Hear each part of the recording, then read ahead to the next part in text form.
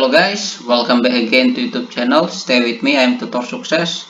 Tutorial, tips dan trik dan ilmu keteknikan yang membantu dalam kehidupan Bapak Ibu sekalian dan kawan-kawan. Nah, di video kali ini buat yang penasaran atau buat kawan-kawan yang mau kerja di project itu ngerjain apa aja ya. Terus aku bisa kerja apa ya di sana. Nah, buat yang penasaran, aku nih jurusan teknik mesin, aku teknik sipil. Aku teknik fisika, aku teknik informatika, aku teknik elektro ya, aku teknik yang lain seperti itu ya. Yang buat penasaran apakah aku bisa kerja di PLTU atau di project PLTU. Yuk simak di video ini, saya akan jelasin pekerjaan-pekerjaan yang dilakukan di project PLTU.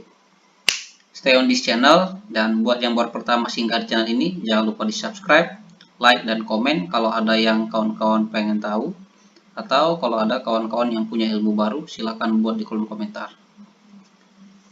Langsung saja kita mulai. Yuk.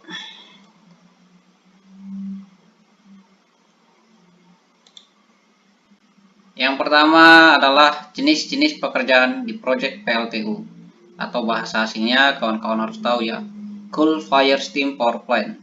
Nah, di Indonesia banyak sekali ya PLTU, project-project PLTU. Contohnya saja proyek PLTU Python, terus PLTU yang di Batang, terus project PLTU banyak sih, mulai dari dulu yang di Cilacap, terus project PLTU yang di Semarang, dan banyak sih PLTU. Ada PLTU milik PLN, ada PLTU milik dari asing ya, atau IPP ya. Saya sudah upload itu di video saya sebelumnya tentang kepemilikan project dan struktur organisasi project itu apa aja. Kalau kawan-kawan kerja di sana, kira-kira aku jadi sebagai apa ya? Tonton di situ aja ya. Saya buat nanti di e-cardnya di titik ini. Nah, kita lanjut ya. By Tutor Sukses ya.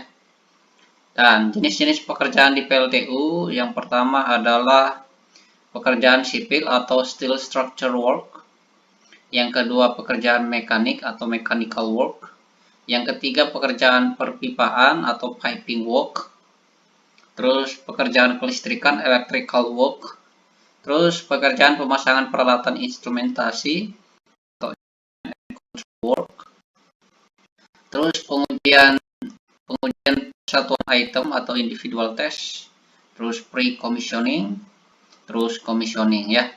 Jadi inilah hal-hal yang dikerjakan di PLTU di luar dari bagian administrasi dan yang lainnya ya. Nah, di pekerjaan sipil yang pertama adalah water intake ya, untuk pemasukan pengolahan air. Ini orang sipil yang buat, mulai dari fondasi, pengecoran, dan untuk buildingnya ya. Nah, di water intake ini banyak ya, mulai dari gate-nya, terus saluran masuknya. Mereka perhitungkan semuanya di sini ya, mulai dari materialnya di water intake. Jadi orang sipil ya bisa RAB lah, terus buat BQ, menggambar, drafting ya.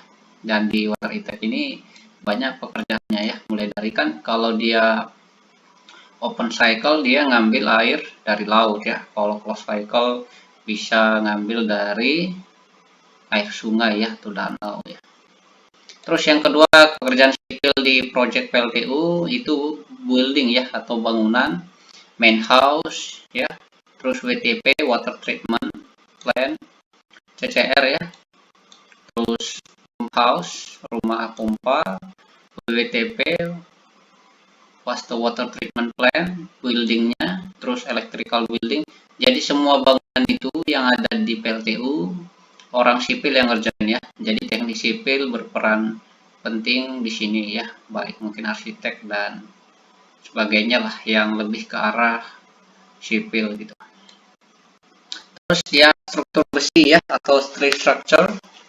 Ini yang ada pipe rack, support kabel, tray ya. Mereka yang buat ini itu orang sipil biasanya. dan bisa jadi sih orang mekanikal, tapi ini lebih dominan ke orang sipil ya. Terus di jetty ya, pelabuhan jetty, pelabuhan untuk bongkar batu bara jetty yang besar itu, mulai dari pondasinya, ini orang sipil yang buat, karena memang dibutuhkan perhitungan yang akurat, mulai dari mungkin jenis materialnya supaya tahan terhadap abrasi dari air laut. Yang pondasi pipe slipper ya, ini tempat dudukan pipa, nanti saya kasih tahu juga ada gambarnya. Terus pondasi equipment, terus pondasi storage tanks, terus akses jalan ya, akses jalan seperti untuk di aspal seperti itu ya. Terus pembuangan air atau drainnya, dan pagar ya, pagar-pagar juga orang sipil ngerjain. Terus ini cerobong asap, ini antara mekanikal sama sipil ya.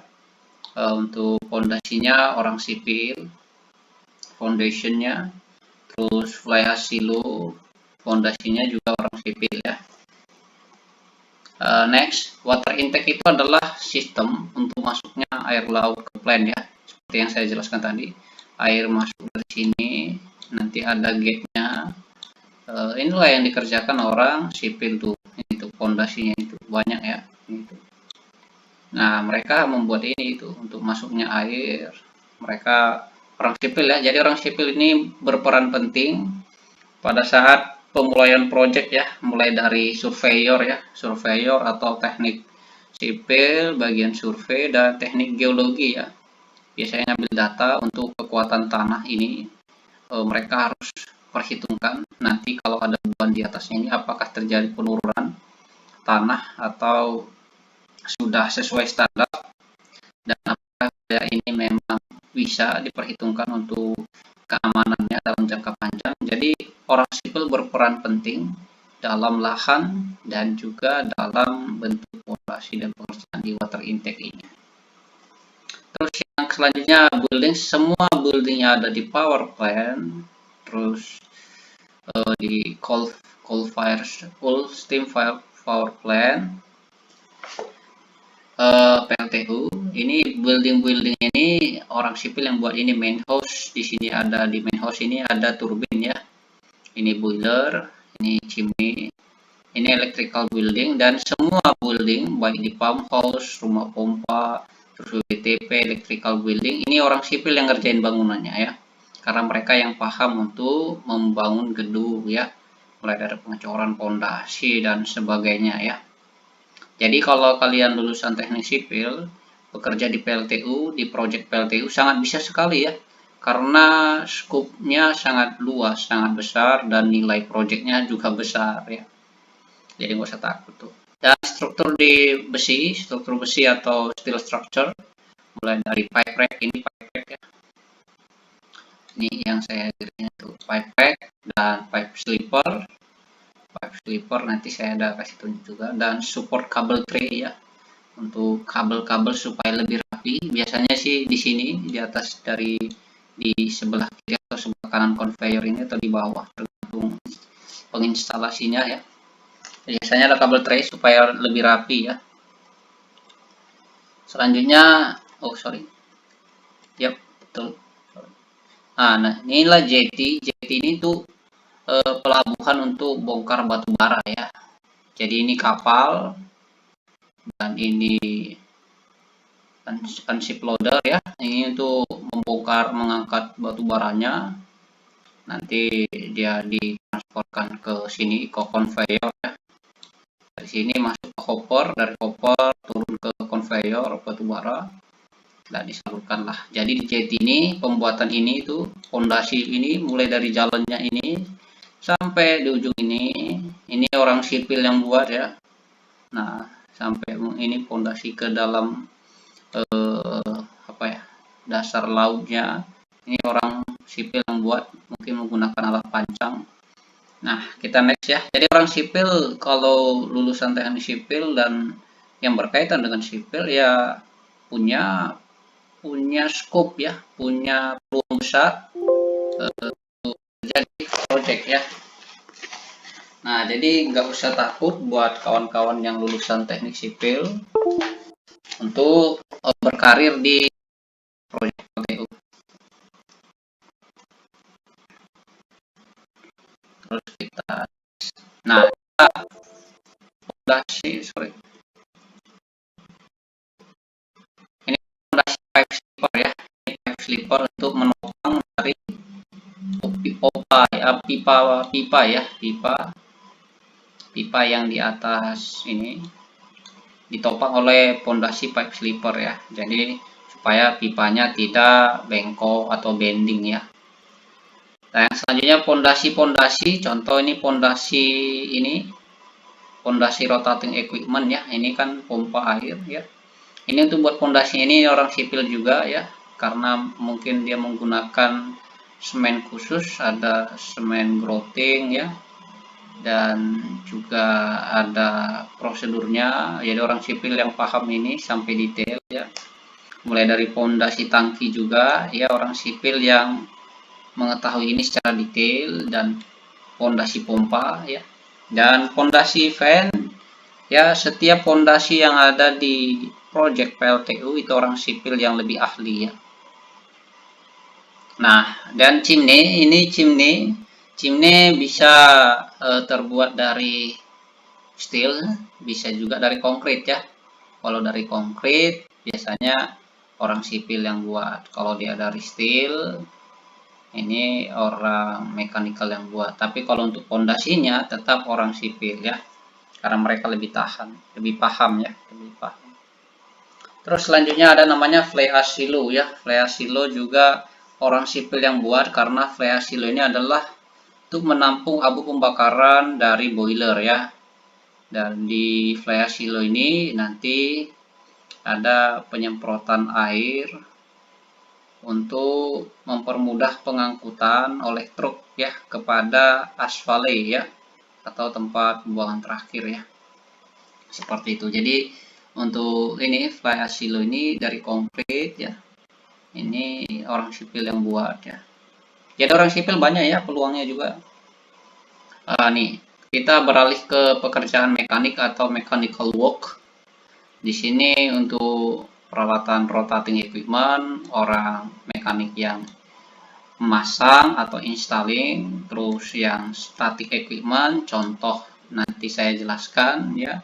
Terus tangki timbun mulai dari fuel tank dan water tank, ini orang mekanik yang buat, mechanical. Terus ducting, semua ducting juga orang mechanical yang buat. Jadi teknik mesin, ini lulusan teknik mesin bisa bekerja di sini ya.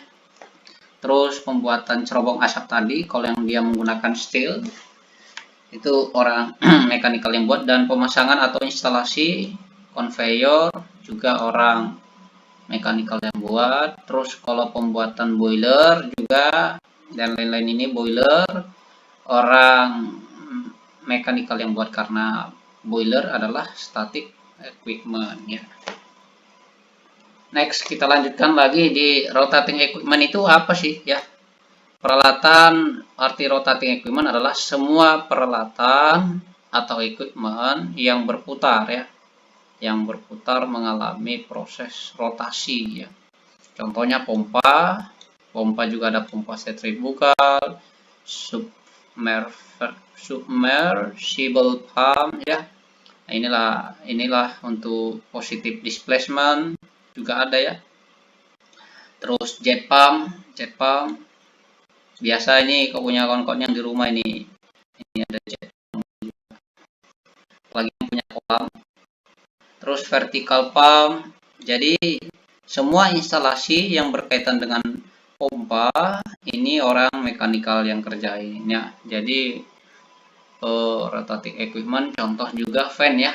Sedangkan di boiler saja fan-nya ada banyak ya. Contoh saya sebutkan, dia induced draft fan atau IDF, terus dia forced draft fan atau FD fan, secondary air fan atau SD fan, terus primary air fan, terus ada lagi tambahan dia full feeder fan untuk membantu proses pendorongan bahan bakar supaya merata di furnace.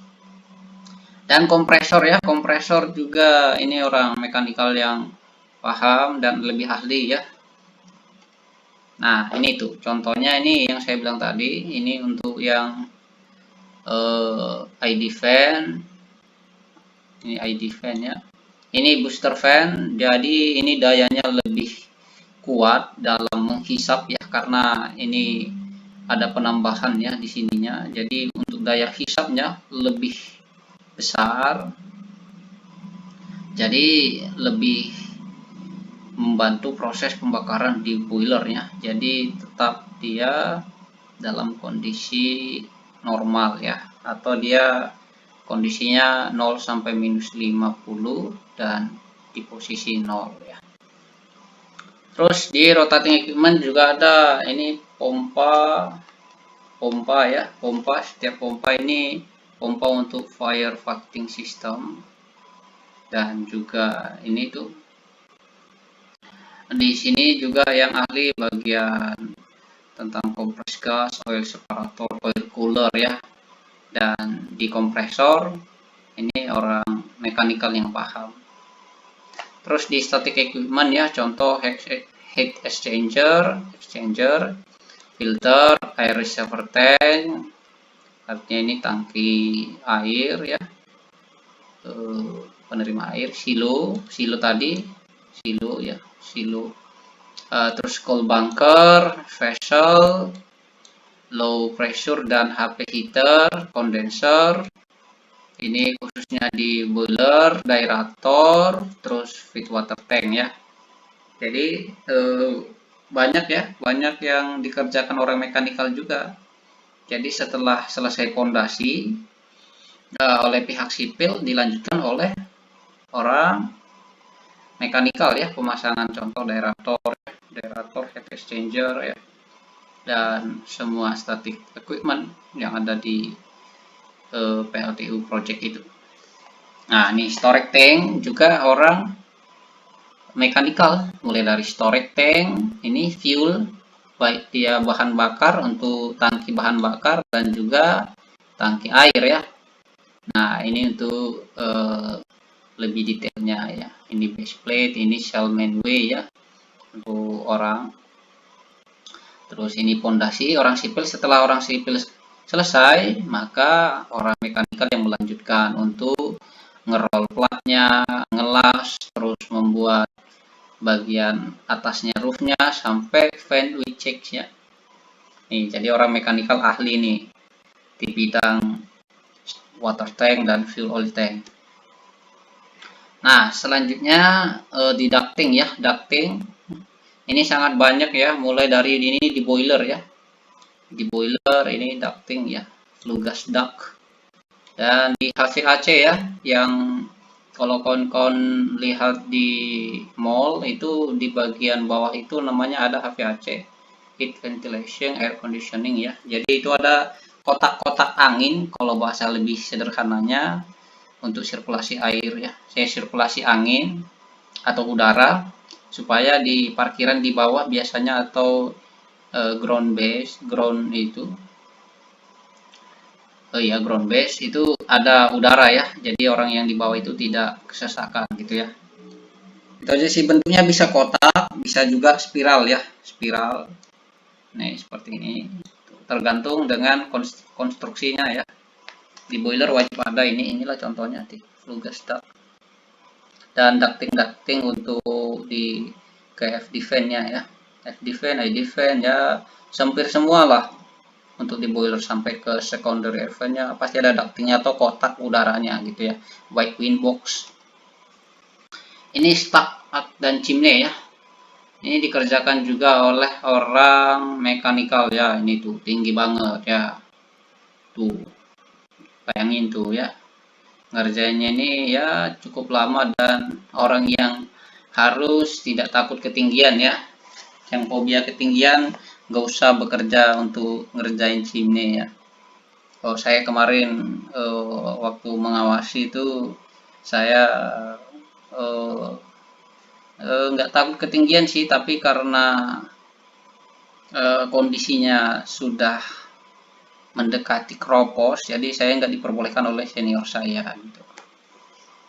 Terus sistem conveyor juga yang ahlinya ini orang mekanikal ya, karena pemasangan beltnya, pulley-nya, terus return idler, terus pemasangan carrier idlernya, ya head pulley-nya. Ya ini orang mekanikal yang paham ya, ketegangannya berapa, terus jarak-jaraknya berapa gitu ya. Oke, selanjutnya di piping work ya. Piping work ini juga di project sangat banyak sekali ya. Mulai dari circulating water pipe, pompa untuk sirkulasi air. Ini khususnya untuk air pendingin. Terus ini juga oil pipe ya, untuk bahan bakarnya. Oil, bahkan juga untuk pelumasan ya, oil pipe. Terus open cooling water pipe ya, ini open, ini untuk pendingin, pipa pendingin, atau dia close ya, karena ada open ada close ya. Seperti saya bilang tadi, kalau open cycle dia seperti di dekat laut, kalau close cycle dia di pegunungan, seperti itu, yang banyak sumber airnya dari sungai mungkin ya. Terus di firefighting system pipe yang warna merah tadi, pipa-pipa warna merah itu untuk firefighting system. Kalau terjadi kebakaran, orang yang bagian firefighting system pasti langsung memadamkan api dengan air-air yang ada di firefighting system gitu. Terus loop oil pipe ya, pipa untuk lubrikasi atau pelumasan ya, dan sebagainya. Ini contohnya circulating water pipe. Ini biasanya materialnya bisa GRP, FRP, dan konkrit ya. Ya tergantung project dah, yang spesifikasinya apa ya, materialnya apa gitu ya. Nah besar ini ya, besar, kalau kita masuk mungkin didorong air ini bisa mati kita di dalam. Tapi di project itu keselamatan kerja sangat dijaga kok.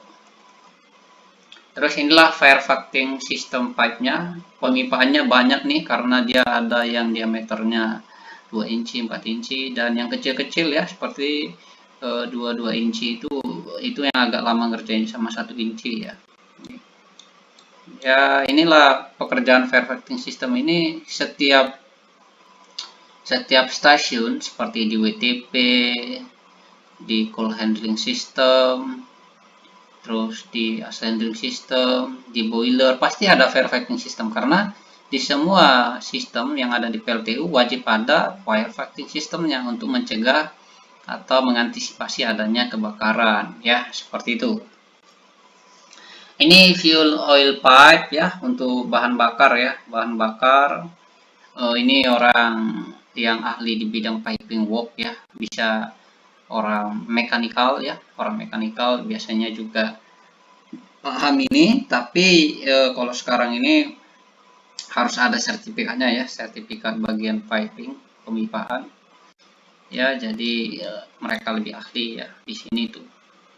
Jadi ada warna-warna berbeda ya, merah untuk firefighting system, biasanya warna ini kuning, bisa juga untuk fuel warna hijau atau biru ya, itu air ya. Terus loop oil pipe ya, pipa-pipa untuk lubrikasi pada rotating equipment tadi, ini sangat perlu. Kenapa perlu lubrikasi atau pipa untuk pelumasan atau olinya ya, untuk mengurangi ya, kalau bahasa keteknikannya friction ya, atau gesekan antara material atau elemen mesin yang di dalamnya ya, seperti itu.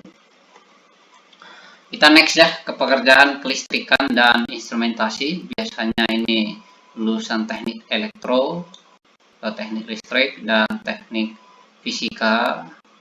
Terus yang khusus bagian metrologi industri. Biasanya kelistrikan dan instrumentasi ini bekerja beriringan atau bersamaan ya. Nah, gitu. Di sini GSTU, generator step up transformer, itu menaikkan tegangan ya. Tegangan ini unit auxiliary transformer, untuk peralatan untuk membantu ya, membantu dalam ini untuk apa dayanya itu ya, pemindahan daya ya, GCB generator circuit breaker ya. Ini biasanya sih di bawah generator untuk memutus dan menyalurkan arus ya atau tegangan. Terus medium voltage switchgear ini juga untuk ini sih memutus dan menyalurkan voltage tegangan ya. Terus yang selanjutnya non segregated phase push duct. Ini seperti ducting, duct atau bus, push seperti bahasa Inggris bus untuk isolator ya, isolator dari untuk yang bertegangan berlebihan, bertegangan tinggi, sorry. Terus dia ada power control center, low voltage ya, baterai dan charger, unit metering dan protection panel, contoh untuk proteksi perlindungan panel ya. Terus sistem pencahayaan atau penerangan. Terus yang selanjutnya LAN communication system, contoh ini pembuatan jaringan kabel ya, jaringan telepon, untuk jaringan komunikasi lah penting. Terus dia ada katodik ya, katodik protection system, ini untuk mencegah sistem yang untuk mencegah terjadinya karat ya pada pipa, biasanya menggunakan anode dan katode. Terus di sini ada kabel dan sistem penyambungan kabel. Di sini ada grounding ya dan lighting protection. Ini sistem kebumian. Terus ada di sini juga pemasangan kabel tray dan kabel trans. Di sini ada juga pemasangan CCTV ya untuk keamanan. Jadi orang listrik dan instrumen dan yang lainnya ini mengerjakan bagian kelistrikannya yang lebih ahli. Kawan-kawan yang di bagian kelistrikan mungkin dari transformator, UAT itu apa, GCB, MFS, non segregated phase push duct ya, dan low voltage motor dan sebagainya. Saya jelas yang saya katakan di sini karena saya nggak paham kalau bidang kelistrikan dan instrumentasi ya secara detail. Langsung inilah contoh generator step up transformer. Ini untuk menaikkan tegangan ya, setelah dari genset, generator set itu dialirkan arus dan tegangannya ke transformer ini, GSUT ini, mungkin disalurkan lagi ke transmission line ya gitu. Terus di ini ada unit auxiliary transformer ini untuk seperti lebih membantu kepada untuk pembagian tegangannya ya, transformer yang untuk pembagian tegangan gitu. Kalau yang lebih paham silahkan buat di kolom komentar ya.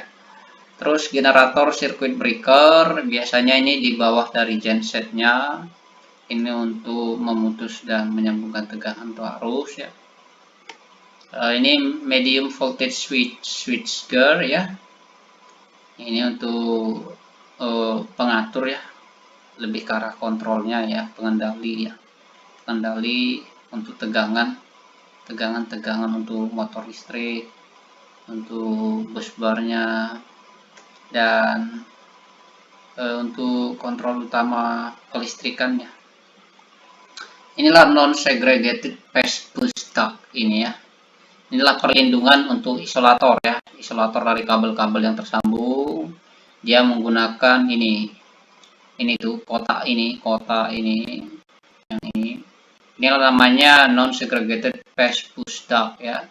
Lebih detailnya di sini. Inilah untuk melindungi dan membuat jarak ya antara insulation ya, isolator dan connecting plugnya ada di sini lebih detailnya ya. Ini lebih paham orang listrik ya, karena mereka lebih paham tentang arus, voltage, hambatan, dan wiring ya. Mereka orang yang ahli di bidang kelistrikan pasti lebih ahli. Terus main control center inilah pusat pengendali ya, pusat pengendali atau control roomnya. Jadi di sini control centernya untuk distribusi dan transmisinya dikendalikan oleh main control center ini ya. Jadi kalau skemanya segini, energy service provider penyedia ya pelayanan energi. Nah, dikomersilkan lagi ke perumahan, ke komersil, industri ya. Terus sumber distribusi sumbernya bisa menggunakan panel surya, tenaga angin, dan PLTU. Terus ada distribution substation ya. Terus ada transmissionnya substation dikendalikan oleh control center ini. Terus low voltage motor ya untuk pemasangan wiring, installing kabel, terus di pemasangan motor-motor apapun motor listrik di PLTU ya orang listrik yang lebih paham ya, mungkin apa kerusakannya seperti itu, apa yang diuji, dan orang listrik yang lebih paham sampai voltage-nya berapa, temperatur yang boleh berapa. Terus pemasangan di terminal boxnya jangan sampai salah bagian wiringnya atau pengkabelannya. Terus ada stasiun baterai dan charger ya. Di sini orang listrik yang lebih ahli ya. Mungkin ini untuk antisipasi ya, stasiun baterai dan charger. Terus unit metering and protection ya. Jadi di sini ada kWh meter, terus ada di sini MCB. Di sini ada juga di sini common busbar segmen MCB-nya ya, F-link ya. Ini untuk kebumiannya. Dan wiring ini yang lebih paham ya orang listrik ya, karena ini apa ya, netral ya, netral ini arus ya. Tuh gitu ya. Jadi orang listrik yang lebih paham tentang ini pemasangan pemasangan ini kabel kelistrikan untuk unit metering seperti kWh meter ya, dan sistemnya di dalamnya contoh MCB-nya, miniatur circuit breaker-nya ya.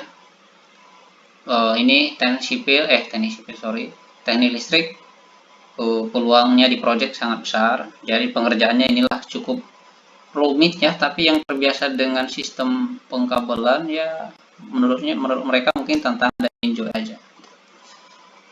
Oke, selanjutnya pencahayaan ya atau lighting system untuk lampu atau penerangan ya. Jadi orang listrik memasang penerangan karena nggak mungkin gelap-gelapan ya di project itu, segitu luasnya ya.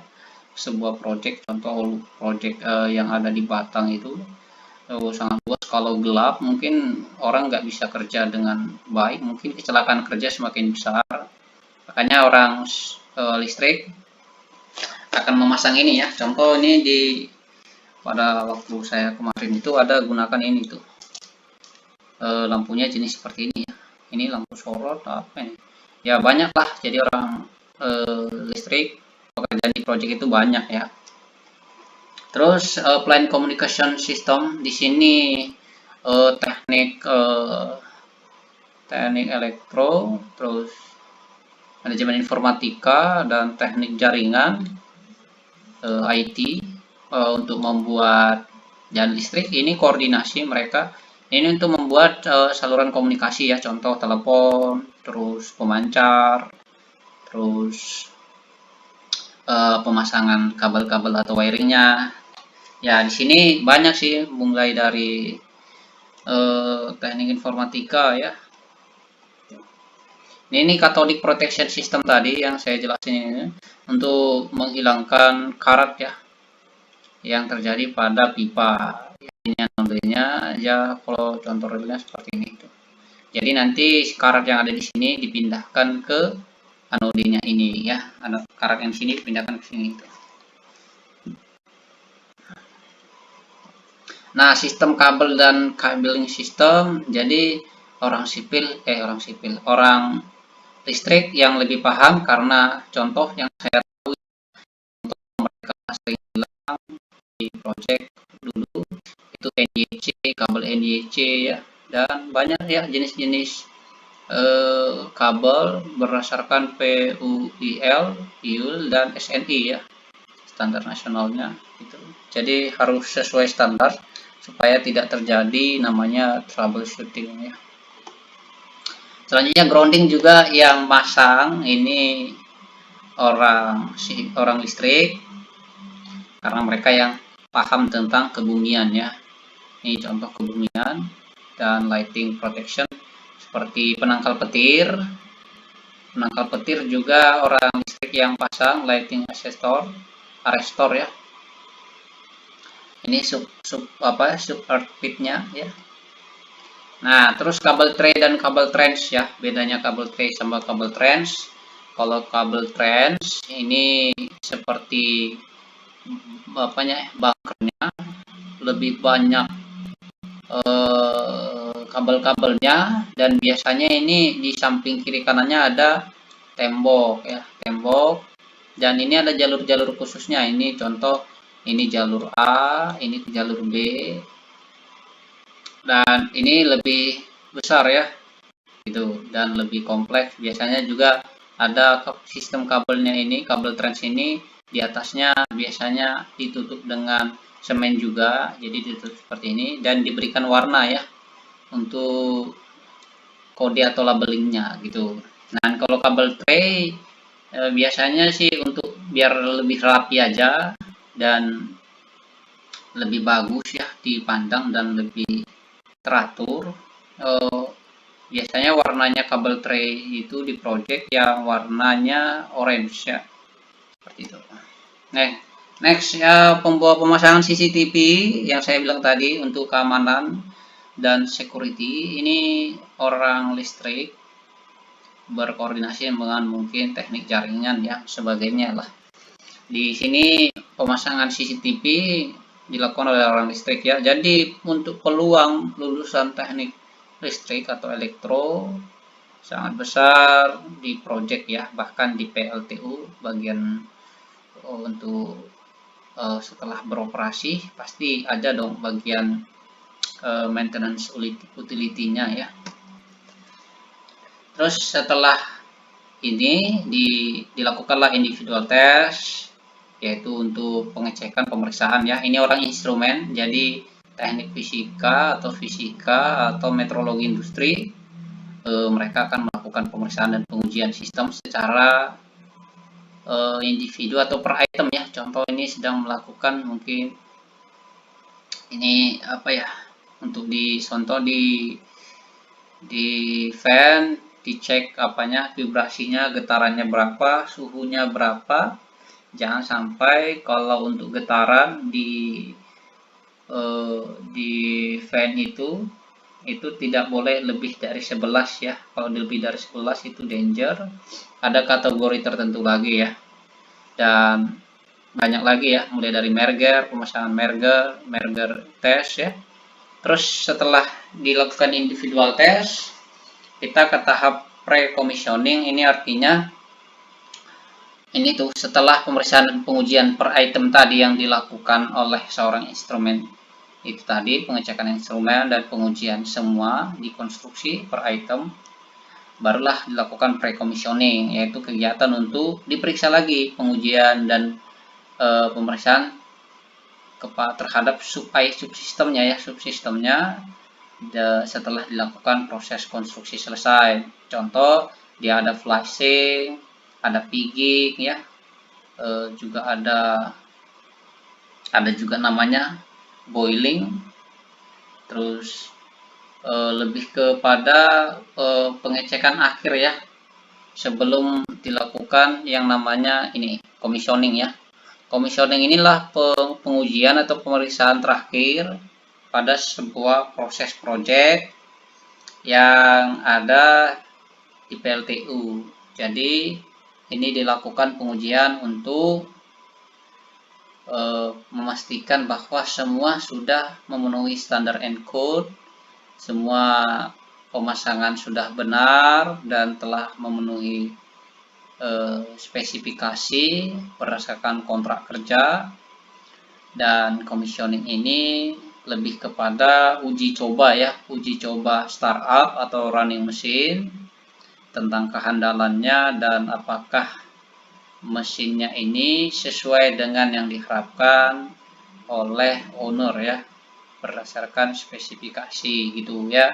Jadi di commissioning inilah kalau orang project titik terakhirnya dan titik penentunya ya.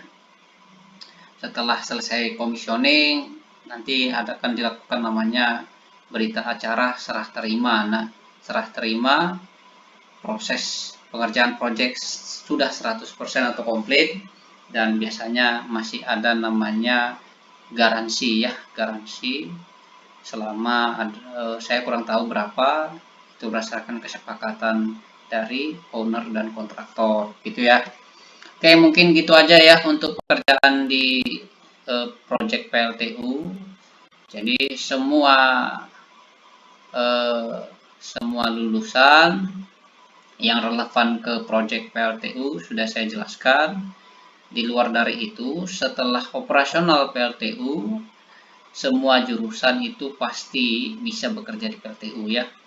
Dan tidak background teknik juga yang pernah kerja di PLTU, karena ada juga kenalan saya kemarin itu dia kerja di PLTU lulusan manajemen, dia bagian erection ya atau fitter, saya mengawasi pada saat itu. Dan banyak ya yang mungkin dari perhotelan juga ada. Memang di project PLTU itu siapa saja bisa, tergantung niat dan motivasi kerjanya apa. Oke, terima kasih telah menonton sampai selesai. Semoga kawan-kawan terbantu atau lebih terbuka knowledge atau pengetahuannya bahwa di project PLTU itu tidak seperti yang orang-orang awam pikirkan, bukan cuman nguli, ngangkat-ngangkat batu dan sebagainya. Bahwa di project PLTU itu salary-nya besar tergantung posisinya ya, dan semakin tinggi suatu posisi ya semakin besar tanggung jawab, karena salary itu equivalent dengan your responsibility ya, dengan tanggung jawab yang kau punya gitu ya. Mungkin gitu aja. Jadi yang kerja di project itu jangan minder ya, karena kalau di project-project itu bukan seperti project-project yang dipikirkan oleh orang umum atau orang awam, yaitu kotor-kotor gitu ya. Karena bisa dibuktikan kalau kawan-kawan pergi ke project itu ya ada sistemnya, ada kaidah-kaidah tertentunya ya. Oke, mungkin gitu aja supaya tidak panjang lebar. Kalau ada yang masih kurang jelas, atau saya mohon maaf kalau saya ada salah penjelasan atau salah kata, karena saya masih belajar dan terus belajar untuk menambah pengetahuan saya dan sharing ilmu ini. Semoga bermanfaat buatnya, khusus pemula dan yang mau kerja di project atau yang sudah ahli. Saya minta masukannya. Thank you for watching. Don't forget to subscribe, like, and comment, and see you again to the next video. Bye bye.